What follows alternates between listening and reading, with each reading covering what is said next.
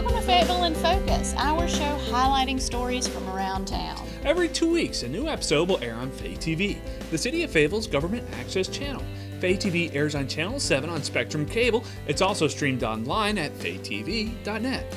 And there's plenty more that can be found online by liking the City of Fayetteville on Facebook or following us on YouTube. Starting out our show this week, we'll take a look at some of our recent happenings in our Fayetteville in 5 news segment. In our feature story, we take a look at some of the work behind the flowers planted downtown and the partnership that made it happen. And wrapping up the show, Cher will have our upcoming event segment for everyone that's looking for something to do. So let's get started with the show. Mr. Perry, fire when ready. And with that, minor league baseball returns to the region as the Buies Creek Astros play out of Campbell University's ball field.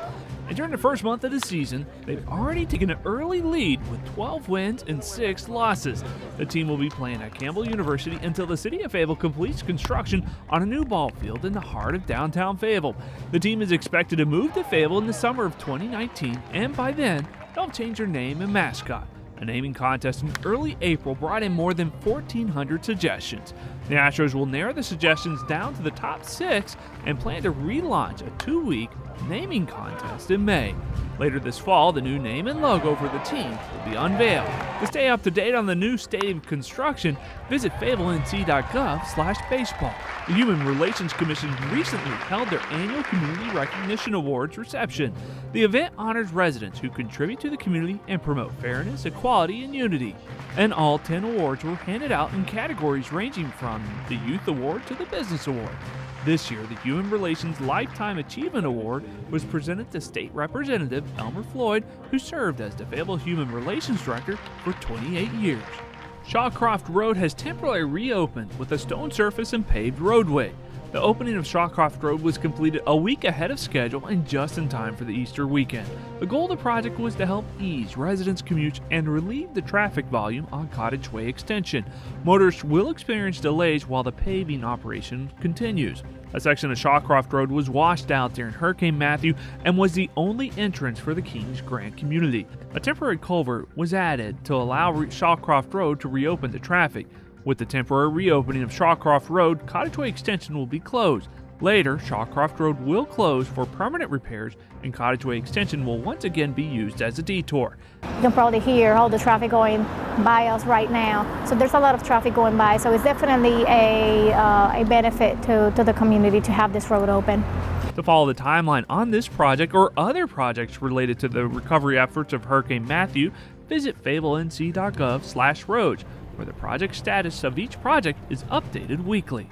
The City of Fayetteville has received a $1.2 million in grant funds from the Golden Leaf Foundation to provide relief for projects related to the Hurricane Matthew recovery efforts. Money from the 2 grants will go towards removing debris from Cross Creek and replacing a road destroyed in a storm near the Rayconda subdivision. Several other grant proposals are underway and will be submitted in early May and June for the next rounds of funding. City leaders say that grants such as the one from Golden Leaf help to fill a gap in funding as some big projects are not reimbursable by FEMA. Every year during the second week of April, public safety telecommunications personnel are honored for their work manning the 911 call center and for dispatching police, fire, and ambulances. The week-long event started in California in 1981 and has spread nationwide. It's a time to celebrate and thank those who dedicate their lives to serving the public and working a demanding and stressful job. In Fayetteville, the National Telecommunications Week was recognized with a Pay It Forward campaign to surprise 911 centers across the nation with food or gifts. It started locally with volunteers from the Charlotte Fire Department visiting Fayetteville and grilling hot dogs and hamburgers for the Fayetteville team. Fayetteville, in turn, paid it forward by visiting their colleagues over at the Cumberland County 911 Center and feeding them with spaghetti, cake, and saying a big thank you. The Fayetteville 911 Center also hosted a team-building exercise coordinated by the city's Human Resources Department. Supervisors and administration personnel worked in the center to allow all the other telecommunications personnel to participate. The Fayetteville Regional Airport was recently recognized by the Department of Environmental Quality's NC Green Travel Initiative, and it's the first airport in North Carolina to receive this recognition. A sustainability green travel business rating of 2 dogwood blossoms was awarded to the airport for its awareness and conservation of natural resources. The Fayetteville Regional Airport has been a Sustainable Sandhills certified green business for the last 5 years. Sustainable Sandhills submitted an application for the airport to be considered for the NC Green Travel Certificate of Recognition. According to the NC Green Travel, the travel industry is a large consumer in North Carolina and has an impact on the environment and the economy. In order to become a partner in the effort to assure that the travel industry remains sustainable, the Fayetteville Regional Airport has established and adhered to a set of guidelines that protect the environment. Energy conservation, water conservation, materials management, and overall efficiency and administration of resources were key in achieving the airport's recognition. To find out more about the Sustainable Sandhills Green Business Certification, visit www.sustainablesandhills.org. Well, if you come down to downtown Fayetteville, you'll notice all the beautiful flowers in our Hurley Pots, and I'm joined today by Anthony Ramsey with Parks and Recreation. He and his crews are responsible for making sure these Hurley Pots are beautiful summer after summer after summer.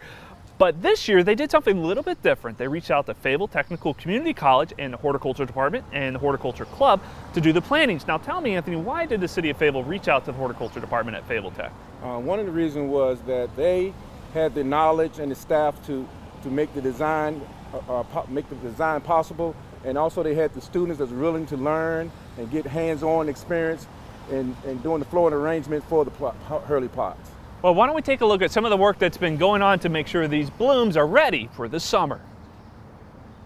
For the Hurley Pots, please make sure that everybody signs up. We have what's called Hurley Pot teams, so that each of our designers in the class has a list of what you need to sign up. We're hoping to have 4 extra people on a pot. The Hurley Pot project is a big project that we're undertaking. We got over 100 pots that we got to plant downtown, a lot of plants. Comes with its ups and downs, but to be part of something that helps the community like that is a great experience, and to share it with the people here, it's even better.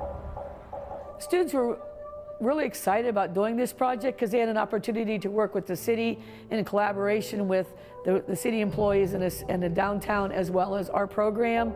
Our idea is that they thought the Hurley Pots was a great idea, and we call it the Hurley Pots Project. So they have a chance to do everything from the big original planting, the designs, the growing, and now they're going to go down and install them. We're making a list of all the tools we need. We need shovels, we need rakes, we need anything brooms to clean the areas up. Anybody have any questions? Project started out with actually the designers in landscape design 2. One of our students actually made a template, and then the class met downtown, and everybody got an assignment as to how many pots they were actually in charge of designing. Then we came back here, we took the template, everybody had to do a color render drawing of what they had, an ideas of what they're going to do in the Hurley Pots. Visualization is a very important skill for a landscape designer. As a kid, I enjoyed going to botanical gardens with the parents, and then in the military, I was stationed overseas in Europe for 6 years, and I got to visit a lot of palaces and castles that have these just ridiculous, gardens and whatnot. So I get to kind of re-visualize all that stuff when I'm designing, to kind of pull from to what I can do or potentially try to imprint on a design for a customer, a school, or whatever. So.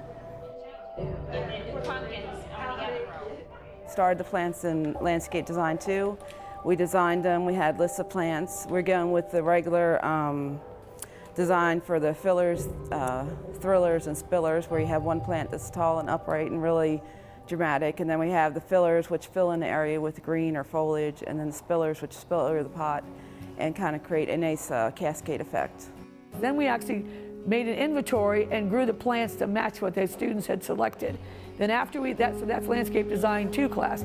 Then we went to greenhouse operations and plant propagation, and both those classes were involved in starting the plants, growing the plants, transplanting the plants, making cuttings, whatever we needed to do to fill those pots. Then as we moved on, greenhouse operations then and the other classes began to plant them. So we moved in areas where everybody that was involved in the program had an opportunity to get their hands in the Hurley Pot plantings.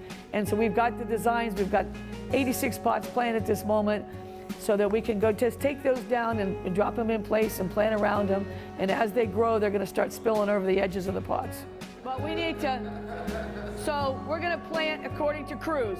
Please make sure you sign up. When we go downtown, we're meeting early in the morning, and we're going to go down, and each student has an assignment of how many pots they have to do. And we've divided all the students in the building up into crews. The crews will work with the designer who designed them so that they can go ahead and plant what their design is. So we're gonna throw there, put this up there.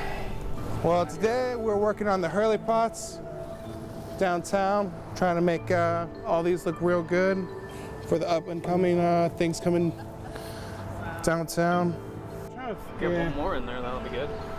Yeah, I would say putting the installation is my favorite part. Oh, I think the citizens and the public downtown are going to love the Hurley Pots. Our designers, our professor, everybody that helps, everybody here has a great understanding of plants and how they need to be, and we all know how to make it great.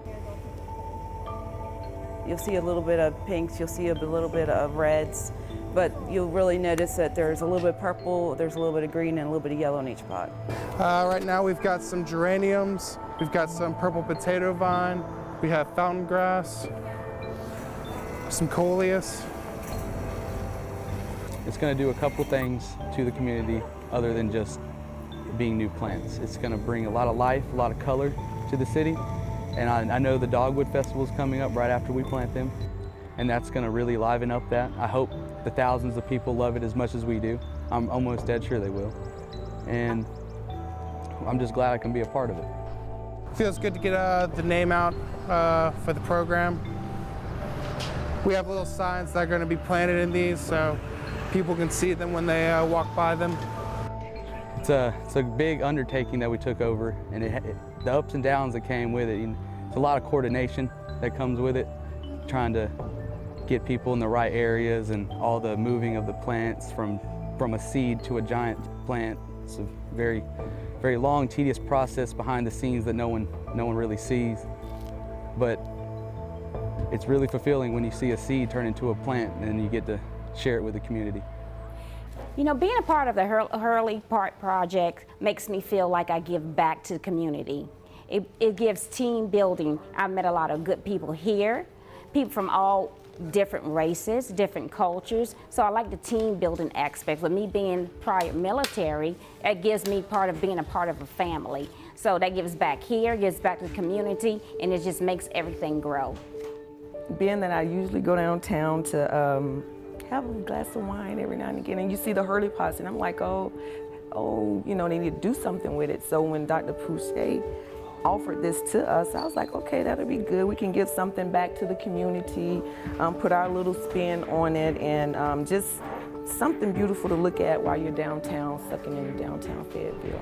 You know, that's gonna really touch my heart to see somebody walk by, because when we go downtown and I go and I take my grandchildren, because I have 2 grandchildren, and they be like, oh, wow, Grandma, look at that beautiful flower. I can go say, look, Grandma was a part of this project, and I can show them on there, look, we planted this, we planted that, and actually we can go back home myself and we can do little projects as well, and I can be a proud saying, look, I have some heritage here in the city as well. So I'm very proud to be part of the project and to show my stance here with the FTCC program as well.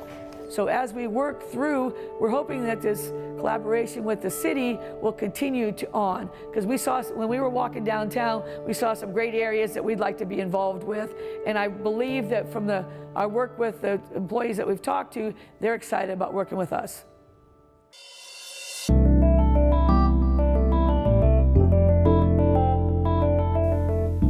It's May already. Can you believe it?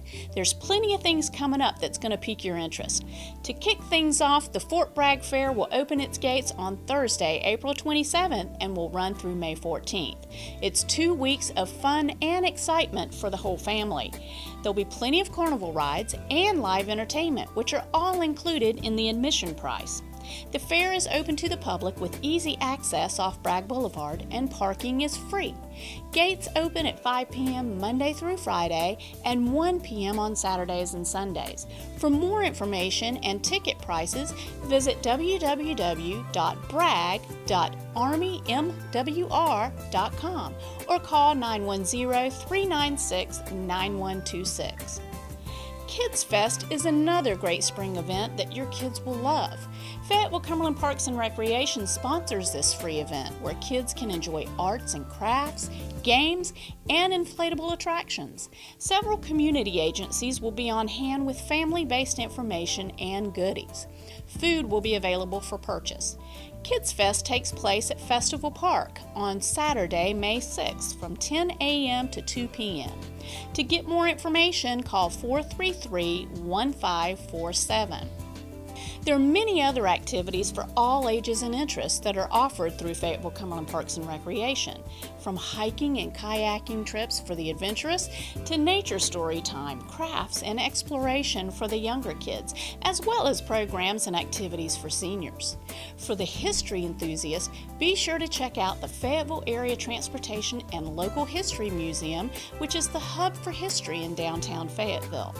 Take a relaxing stroll, run, or bike ride along the beautiful Cape Fear River Trail.